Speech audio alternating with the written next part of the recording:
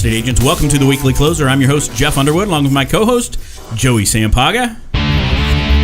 He is the man with the plan. How's it going today? Yo, what's up? Well, we're going to get into some economic data here. Yes. Exciting. My head is exploding already. Yeah, we had a long conversation even before that. Yeah, we should have been recording.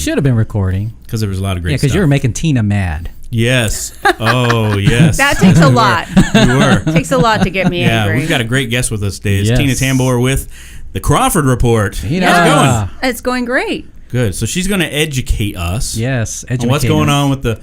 What was that? Nothing. Go ahead. What? Educate? Educate us. Good old Joey. You are from California, right? Yeah. Oh, never mind. Wow. Yep. Well, Anyway.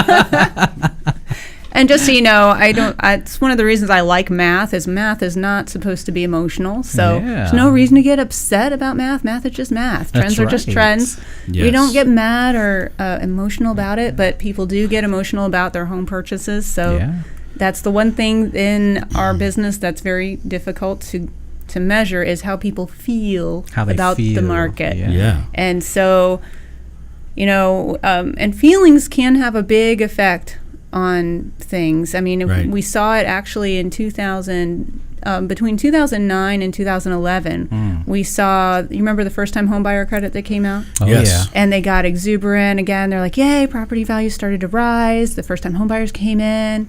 And then they bought a bunch of properties and then it expired. And the first time home buyers went away and then prices went down again. And then you saw the emotion for these people who just purchased in 2010, seeing their property values decline even just a little bit, made them emotionally disengaged from their home. I mean, a lot of people walked away from their home when they could actually afford their mortgage because they thought that prices, in their head, they thought prices were going to continue to go down, that this was a terrible idea.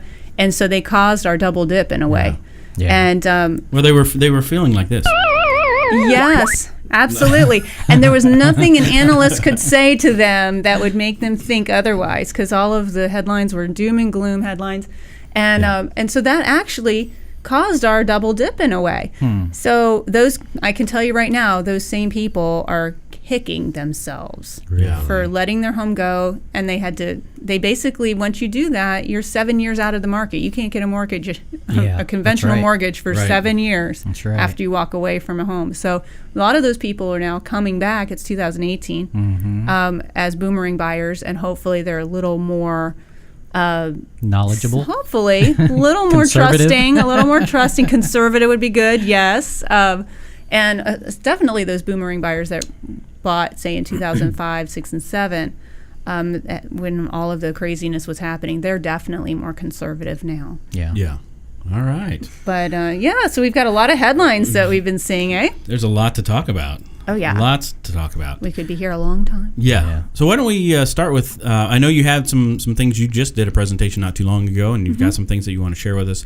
What's kind of the main point that you definitely want agents to hear right now? Well, I think the main point, some of the headlines that have been hitting over the past month or two have been from CoreLogic. CoreLogic came out, and of course we saw headlines spray across any kind of real estate related website about, is Phoenix overvalued?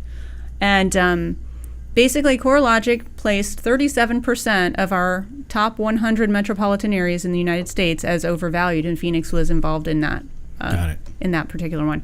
And they cited our annual appreciation rate, which is over 6%, as one of the reasons why they think it's overvalued. But I think it's important for people to understand that we have just now reached where we are supposed to be historically on the line. So if we were in a completely balanced market, meaning we have just the right amount of supply for just the amount of buyers that typically we have in the area, you can expect your property values to increase by the rate of inflation.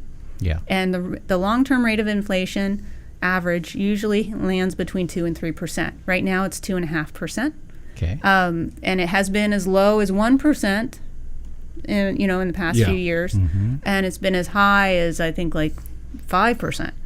But generally, on average, our long-term average from 2000 to 2018 is 2.1. So where we are right now, though, we had a pretty good 3% line in the last balanced market between 2001 and 2003. Had we fallen asleep in 2003 and had one big, long, horrible dream and woke up today, you wouldn't actually know anything was wrong, because we literally this month just hit where we would have been on the 3% line. Mm-hmm. That's weird how that happens. Yeah, but in order to get there, we had to have, since 2011, we've had to have double digit and way over the rate of inflation appreciation to get to where we needed to be on the historical line. So one thing about the market is always striving for balance. It's always striving for where it's supposed to be. And so it is true that we cannot sustain a 6% annual appreciation. But we are going to shoot over that, because the Cromford Market Index is showing that we're still in a very strong seller's market. And in a seller's market, you can expect your appreciation rates to be greater than the rate of inflation. Yeah. And I know you've looked at some of the income also.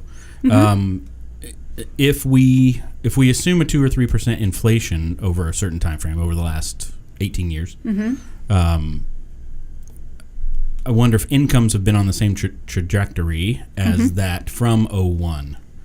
Right. Or have they been fairly flat for a while? They have not been on a trajectory like that. Okay. Although we have done very well on that. And I believe I actually have a line for that. Let me look really quickly. But in the meantime, yes. You guys also, I know, a lot of people think rates go up, house prices go down, but that is not true, right? Not necessarily. Right. Because there's no actual correlation. Direct correlation. Quickly. Very little. Okay. The main reason is because price response depends on both supply and demand. Interest rates only affect 50% of that equation, which is demand, and it's only one of 8 other indicators that affect it. So you can have your interest rate go up, but then lenders start loosening up, and then somebody who couldn't qualify before can now qualify regardless of the interest rate. Yes. So 50% debt to income ratios now. Yeah, it's like, but your interest rate went up. But somebody's like, well, I couldn't even qualify at all a month ago. Now I can qualify. I'm in the market. Generally, what the interest rate does is it controls how large of a home. So now, where you could qualify for more now, because of the interest rate, now you qualify for a little bit less, which means you get a smaller home. Yeah. The buyers just move their expectations down. They shift down, by price range. So you'll see the market share by price range might shift a bit.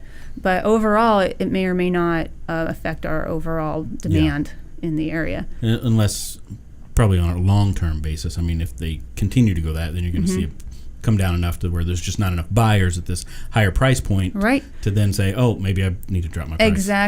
Exactly. And saying that's how the market adjusts itself. In order to have crashes, which is what most people are afraid of, you have to have absolutely desperate sellers. A seller who will sell for $1 if they have to. And what we had at the beginning of the bubble was a shift from normal everyday buyers to investor buyers who had no real housing demand. You know what I mean? They're buying a vacant home with no intention of putting a renter in it, no intention of living in it, selling it to another investor who had the same thing going on, no intention of renting it, no intention of living in it. And then when they couldn't sell it, they were desperate to sell it. Tulip mania. Yeah, and there was nobody, because that was what they call false demand. Yeah. There was no demand for their homes. They let it go to the banks, and the banks will sell it for whatever they have to sell it for to get rid of it. Yeah. All right. And what you need for that is somebody who, A, has no equity, which thank you 100% financing. Somebody who probably has no job, thank you to the real estate industry for crashing, and the tourism industry for, we were very high in those 2 industries.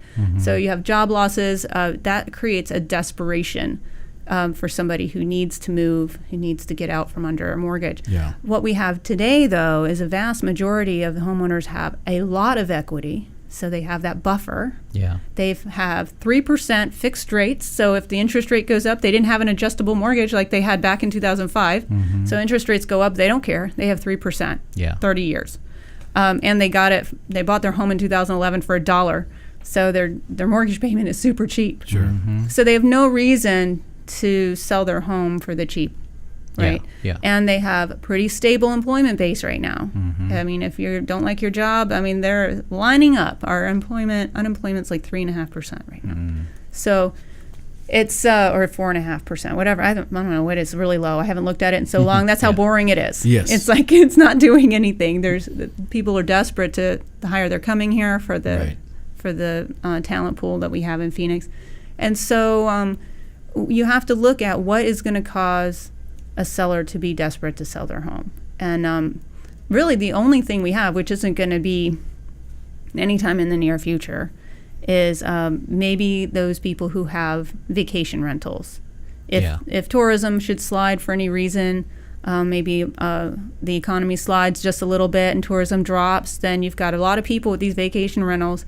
If they can't put a tourist in their home, they're going to put it in housing supply, either as a long-term rental or as a home for sale. And if we are in a recession, naturally we'd have fewer buyers.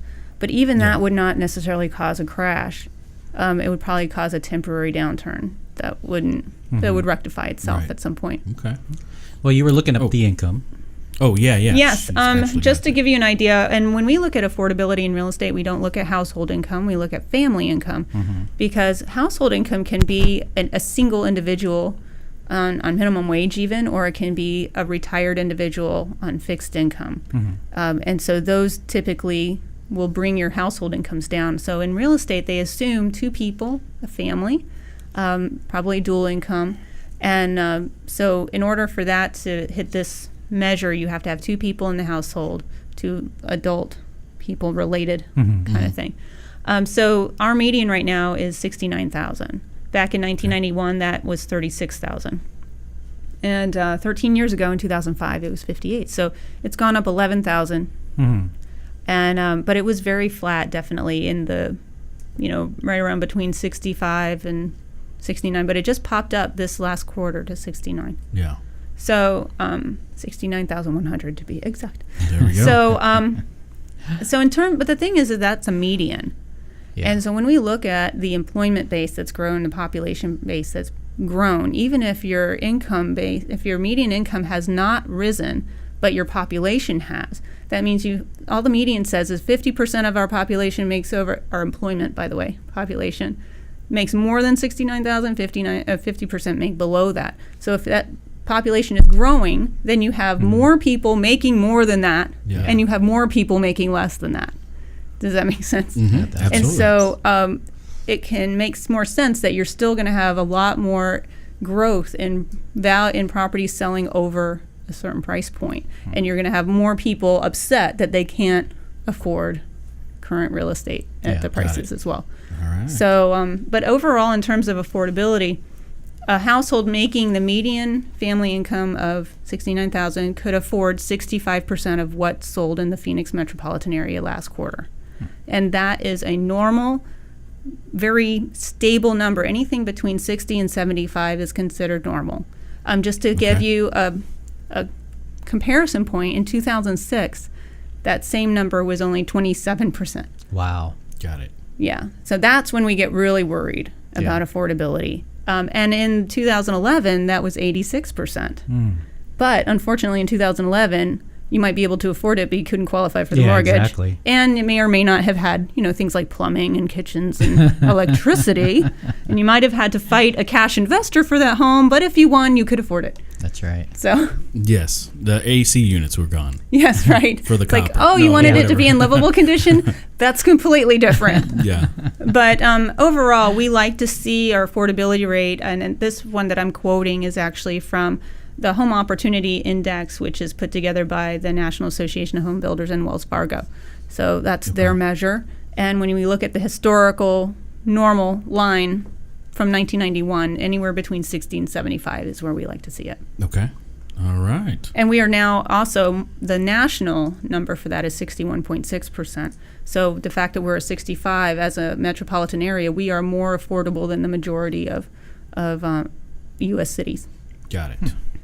Cool. Great info. Yes. Amazing. Thank you for that. You're welcome. Awesome. How about are you seeing anything with certain demographics, like boomers versus millennials? I mean, what are you kind of seeing out there with that? Are you seeing boomers wanting potential downsizing? Or are we seeing millennials actually stepping up? Well, here's the thing. We've got this fair housing laws. And so fair housing says, you can't discriminate on people based on age and Sure.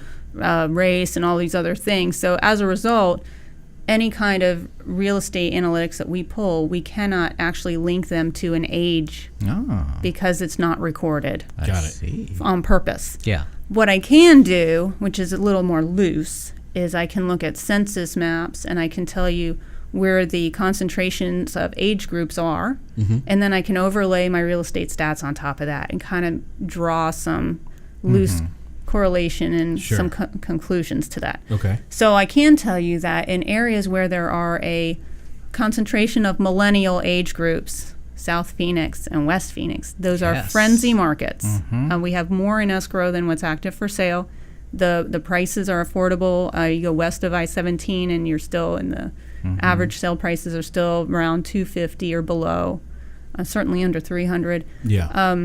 And all of those areas super, super popular and very, very hard to get a property in. Yeah. When it comes to downsizing baby boomers, sometimes they do overlap with some of the millennials who are making more money, and they're going for the same type of product. So you're looking at that downsized living, but with concierge services like downtown Phoenix, South Scottsdale, that whole new product line that's kind of come out of the luxury condo / townhouse living. Yeah, that's what we were thinking.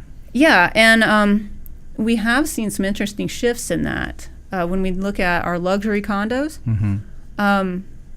the new Optimum in Kierland has definitely been drawing demand away from downtown Phoenix and South Scottsdale and up towards that Kierland, North Scottsdale area. Yeah. And some of the new construction, the dollar per square foot is extremely competitive with your resale market, which is drawing that. I mean, what you get for your money for new versus on resale, it's, that whole area has become kind of a new place. So we've seen luxury condos, say over $500,000 in downtown Phoenix, has dropped 75%. They've dropped in South Scottsdale.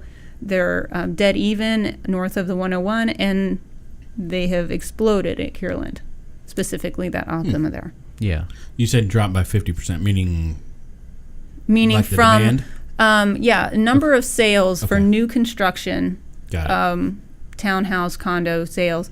We're looking at from what month are we in? We're in May, so through April. Okay. We may be in June by the time this airs. Yeah, that's true.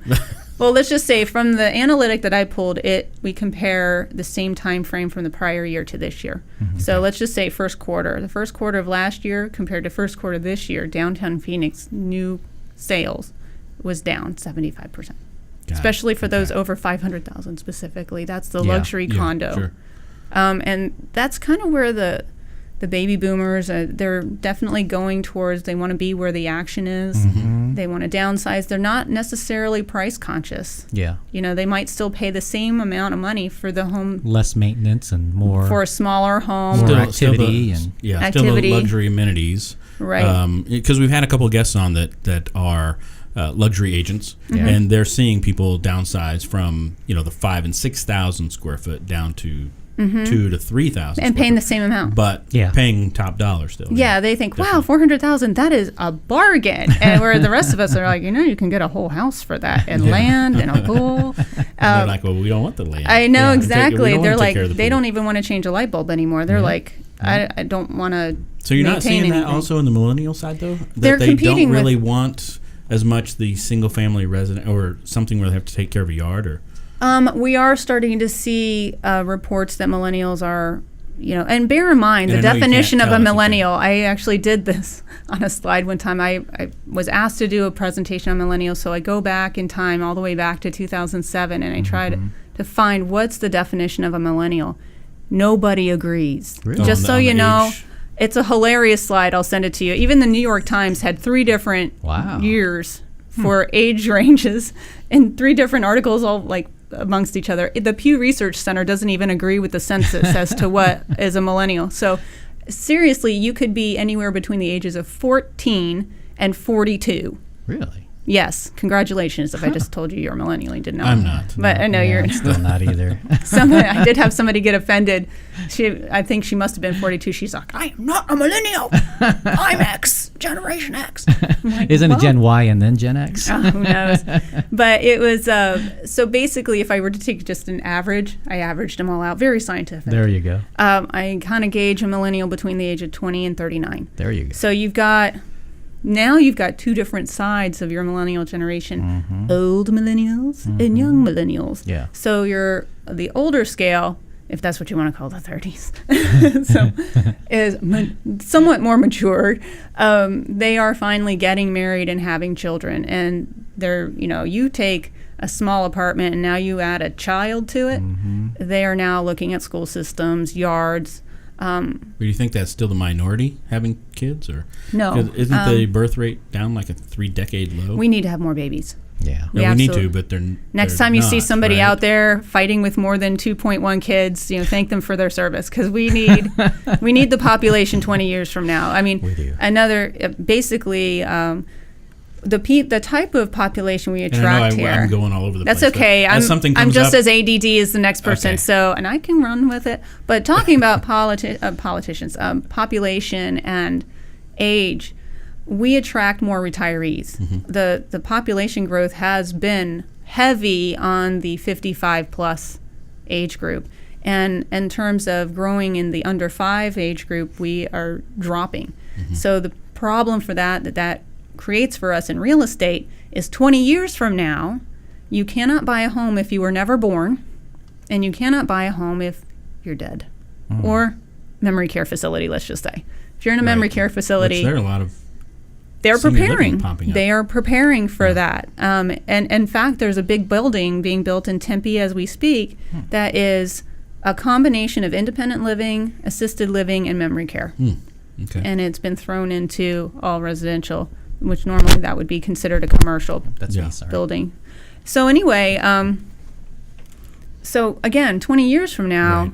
we have to figure out how to replace the population that's not being born and the population that's passing away. I know that's very morbid. I don't like to talk about it, but we have to. Yeah. I mean, the boomer generation is declining naturally, and we're not replacing them. So Right. that's why things such as migration into the city is important.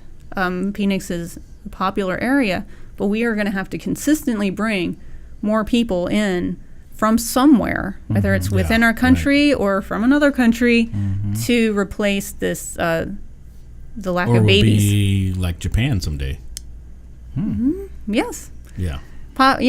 Or Germany. A lot of these, amazingly enough, the more affluent we become, the less we reproduce, because it gets expensive, and people are like, I would rather go have fun than have kids. You only live once. I hear that. Yeah. Yeah. Exactly. I mean, not from my wife, but I mean, I hear that. But we're celebrating because our youngest just finished high school. So Excellent. yeah, so now freedom. No. Yes. Freedom. Well, I'll tell you that my brother and his wife purposely, in their 20s, decided to have children very early, which That's good. for them was 25, so that by the time they reached Oh, that 50s was us were too. them. Our first was 25. They're like, now we can go have fun. All the kids are out, and but that's not happening in our new millennial generation as much.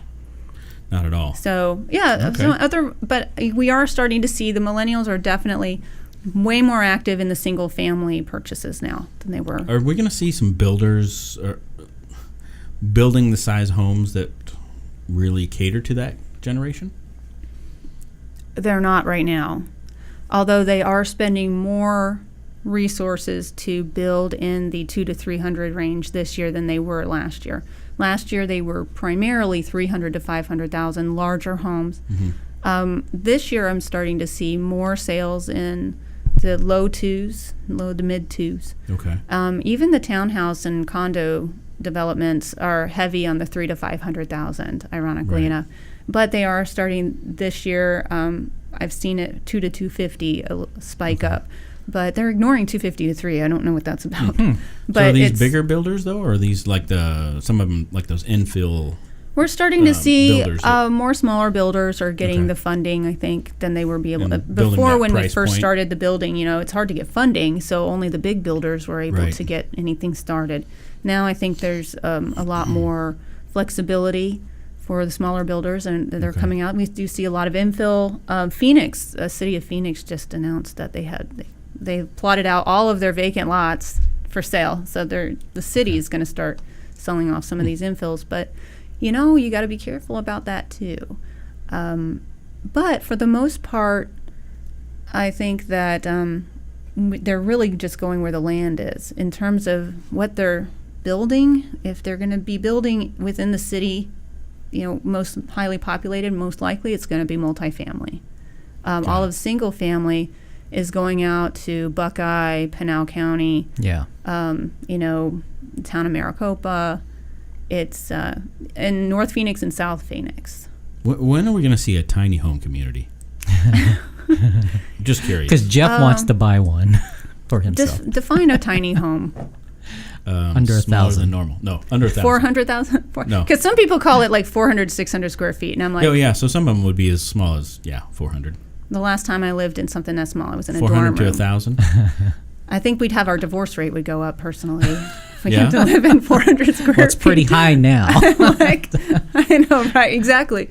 All right, we can. As far as small homes, that has to really fit the spreadsheet for the builder. I mean, and frankly, they are building slightly smaller homes, but they're having to upgrade them to get. They have to get that spread in there. Right. So it's very difficult to build a first-time home buyer home brand new.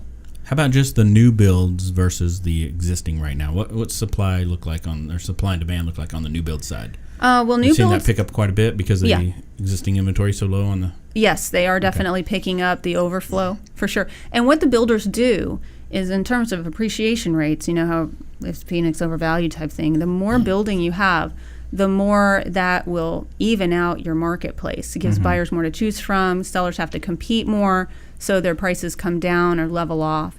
The fact is that the builders are highly active between 200 and 500,000. They're not active under 200,000.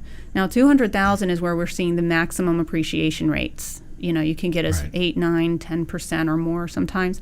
They used to be 45% market share sales under 200,000. Now they are 27%. Still a very big chunk. But once you get over 200,000, your appreciation rates drop. Between 2 and 3, or actually 2 and 400,000, you're looking at 3 to 4% a year. 400,000 to $1 million, $2 million, or actually, let me think here. 400,000 to, I think it is actually up to 500 or 600,000. But you're looking at you're getting down to 0 to 3%, the rate of inflation. And definitely when you get into the millions, the 2 million and above, you're actually declining in your prices. So it really depends on where you are, and where those builders are active is balancing out the market a little bit more. It's still a seller's market. So you're still getting more than the rate of inflation, but not nearly as high as the under 2, which is disappearing every day. Because there's no new inventory being built in that price point. But they do serve a purpose. We're up 11% in the number of new permits that we expect to see over the next year compared to last year in single family homes. And those single family sales are up 9% over last year at this time. Townhouse and condo sales, brand new, are up, I believe the last one I saw was 14%. Okay. And they, again, in the same price points. So we were discussing, the impact of the baby boomers downsizing. Well, part of that impact is the birth of the $300,000 to $500,000 low maintenance condo slash townhouse. And so and you're seeing them mostly South Scottsdale, all in these very populated areas where there's a lot happening. There's preserves. There's stuff to do, urban living, live, work, play, all that stuff. Cool. I have a general question. Okay, so as an agent, people ask me when they're sitting on the fence, is it a good time to sell? I mean, what would you say to that? It is a good time to sell. I mean, if you have to sell. But I wouldn't say sell just because.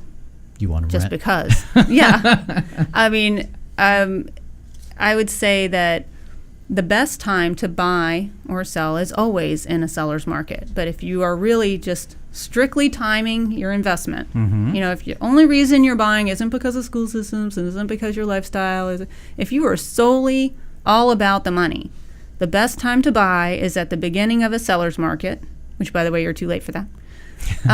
And at the end of a seller's market is the best time to sell, which you're not too late for that. So in general, if somebody is thinking of selling but they don't have to sell for any pressing reason, my advice is just to hold on to it. Yeah. But nobody ever. There's always a reason. Until close to the end of a seller's market. We're not close to the end of it. No, but you're saying hold on until the seller's market starts to weaken. How would the general population ever know? Yeah. They wouldn't. Because didn't the last time? I was going to say, didn't the last time the Cromford Index showed the shift starting to take place, like December of 2005? No, the shift actually happened into a buyer's market about at that point? April or May of 2005 is when the shift happened.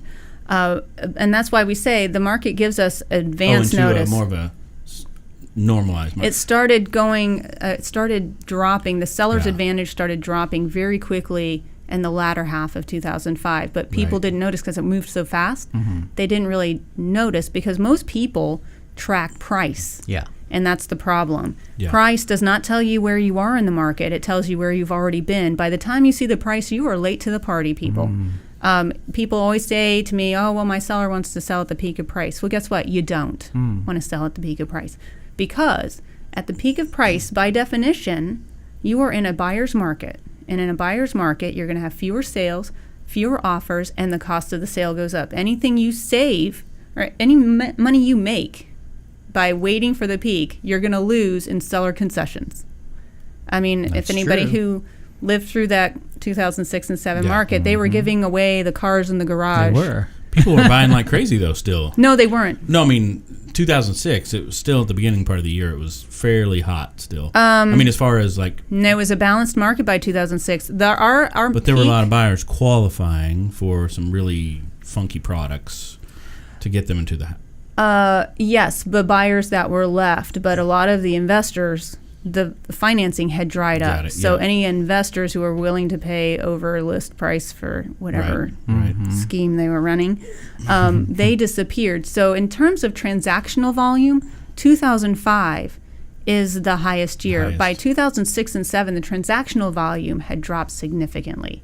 But the prices kept going. But the prices kept going. So the thing is, with supply and demand, that will shift first, and then prices come 3 to 6 months later. And so we always get, and the thing is, though, is that your annual appreciation might go, who notices the difference between a 45% appreciation rate or a 35%, then a 25%? Everybody's still happy. They're getting multiple offers. Your multiple offers go from like 75 offers to 50 to 25 to 10, until all of a sudden they're like, why do I only have one offer? And it's asking for a concession. And your agent's like, you take this and like it.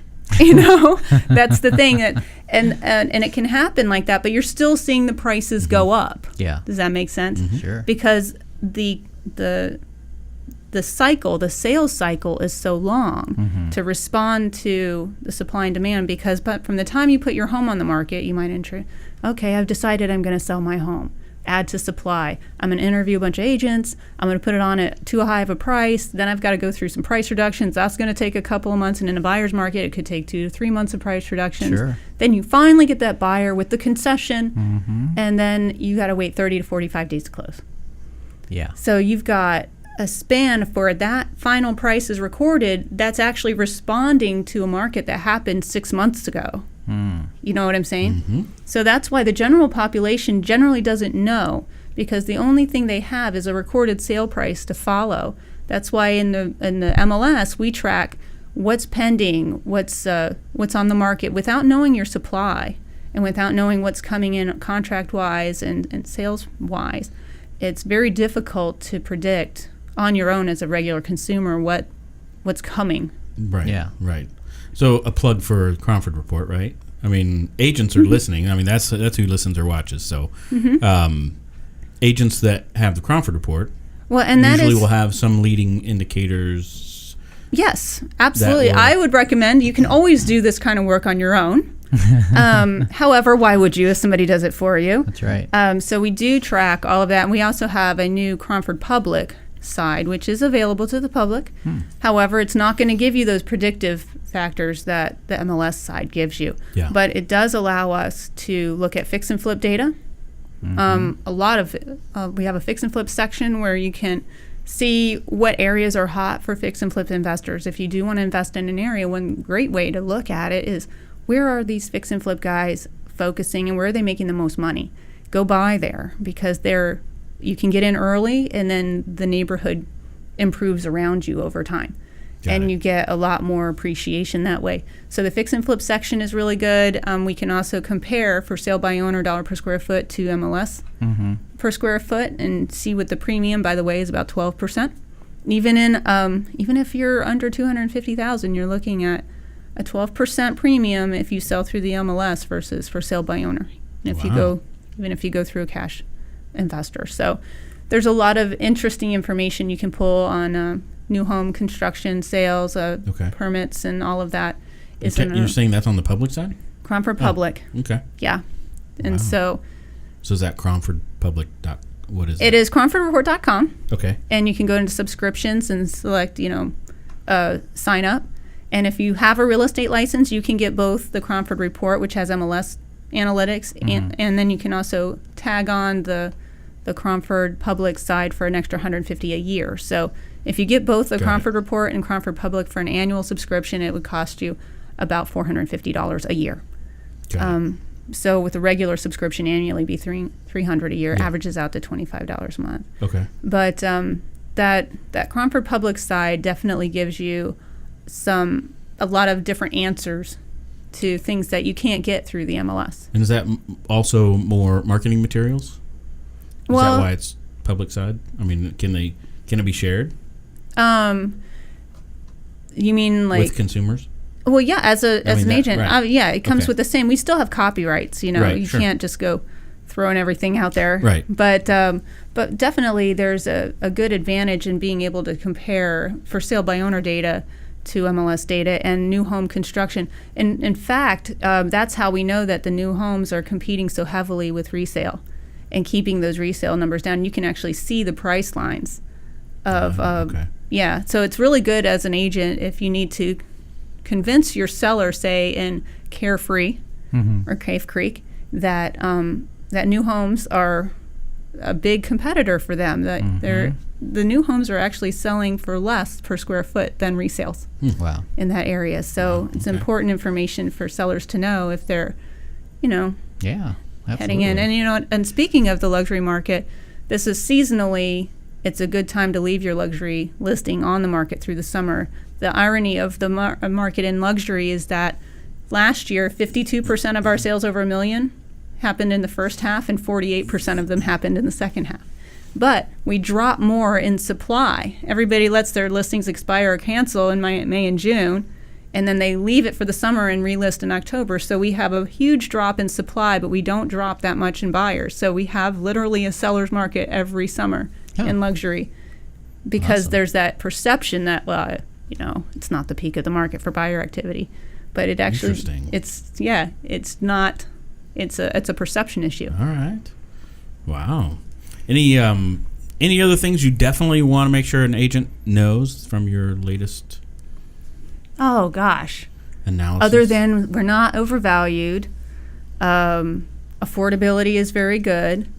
I would say this for people who are concerned that we are heading towards a peak in price.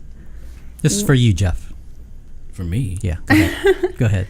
One analytic, when the Cromford Market Index starts to come down into balance, and by the way, this happened in 2013 when the Canadians pulled out, if you guys remember that. We went into balance for a while and prices went flat. One of the things that happened before that was seller concessions go up. When a seller's advantage declines, concessions will go up. Yeah. We went from 5 or 6% of all of our deals closing with a concession to 26 to 28%, and it stayed there for 2.5 years. If we were to see any kind of weakening of seller advantage, which would indicate that prices are going to go flat, we would see seller concessions rise. We're not seeing that.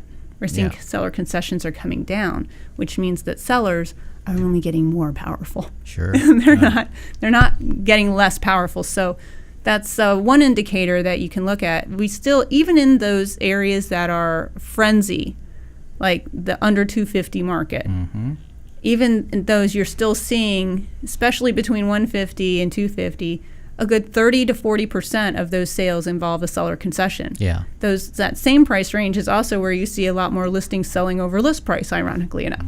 So just because an area or price point is selling over list price doesn't necessarily mean that seller is getting that much more. There's probably a little more cost to that. Right. So just a few things to keep in mind. And if you do have a buyer that really needs a concession, the highest percentage of concessions are in the outskirts of town. Casa Grande, Right. Sure. Buckeye. Yeah, I think in the MLS we can actually run the reports the way that we need to see seller concessions or not in whatever community or whatever zip code or whatever. Yeah, in the Cromford area, Report, right? we have a new chart in the Tableau section called Seller Concessions, and you can actually rank your areas by zip code. So I didn't know that And you one. can see over a 45-day period, or I think I might have changed it to 90 days, I'm not sure, but you can see what percentage of the closings, and you can rank them by area. So you'll find that, say in the Southeast Valley, mostly Pinal County and West Mesa, you can get a high percentage of seller concessions. And you go out to the West Valley, you're going to be seeing Buckeye and a lot of these frenzy areas. Even though they're frenzy, they still involve concessions. Yeah. All right. Makes sense.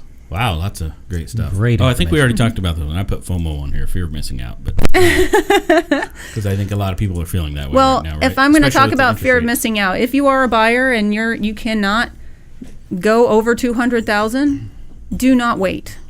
Do not wait. Do not wait. Yeah, because you will miss out. Yeah. Because that particular If you can't price go over point 200. is, if you absolutely Right. can't go over 200,000, then you need to buy now, because that particular price point is declining every week. All right.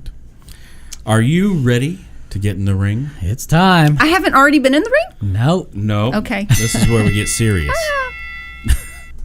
All right. What's the best advice that anyone's ever given you?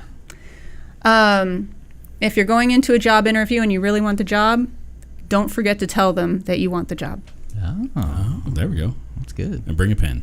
And bring a pen. How about your favorite mobile app? Pandora.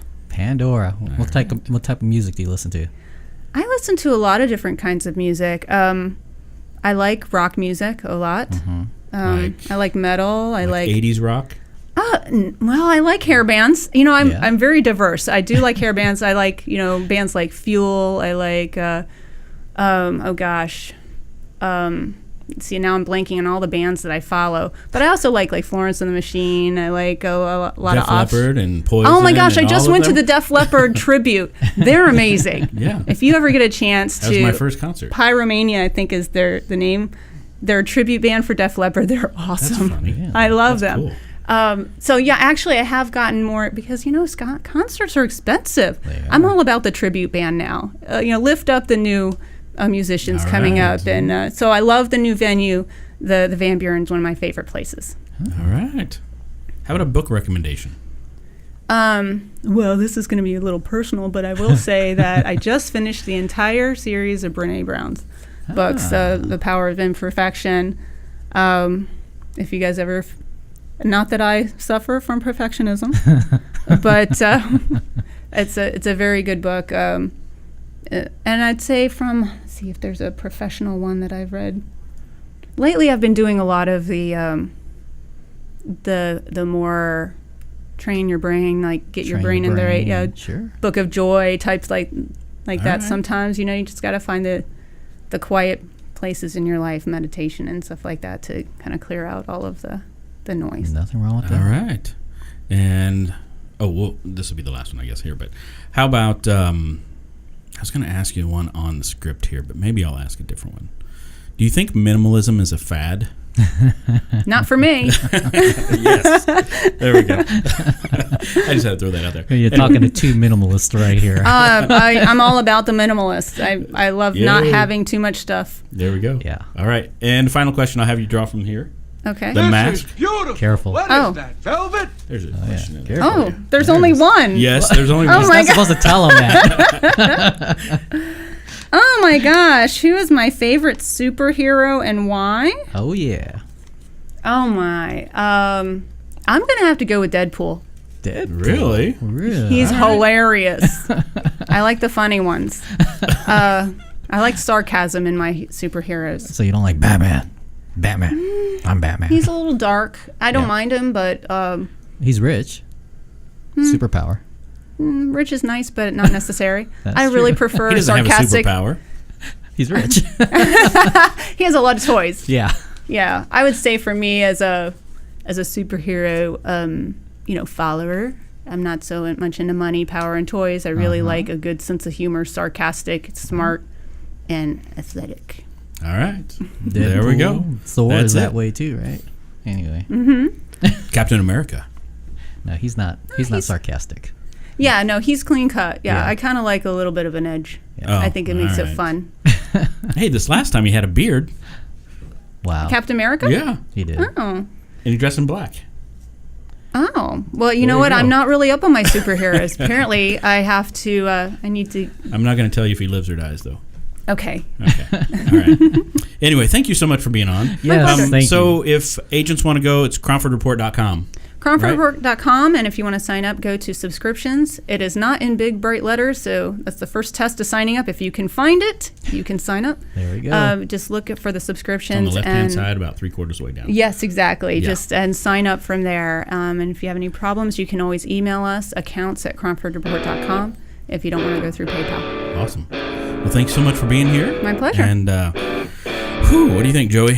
I got to Wow. call it a day now. I'm sweating numbers now. All right. Well, until next time, thank you all for listening and watching, and we will see you next time. This is Jeff Underwood. Joey Sampaga. See ya. Adios.